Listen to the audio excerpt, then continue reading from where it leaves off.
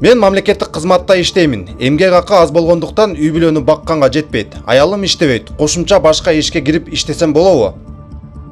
Сиз мамлекеттик кызматта иштеген болсоңуз, мамлекеттик кызматта бир топ чектөөлөр бар. Ал чектөөлөр сиз ошол башка жакка барып иштей албайсыз. Демек, мамлекеттик кызматкер муниципалдык кызматта же болбосо жеке ишкерлик менен же башка мындай коммерциялык уюмдарда деги эле башка ишкана мекемелерде мындай иштегенге тыюу салынат.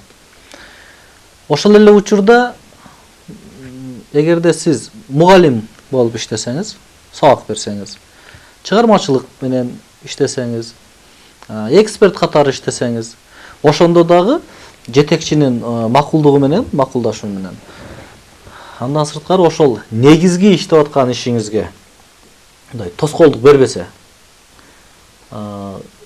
убактыңызды албаса, анда сиз мугалимдик менен, чыгармачылык менен гана иштегенге гана уруксат берилет. Ал эми калган акча табуу максатындагы бардык коммерциялык мамлекеттик муниципалдык кызматтарда сиз иштегенге мамлекеттик кызматка тыюу салынган.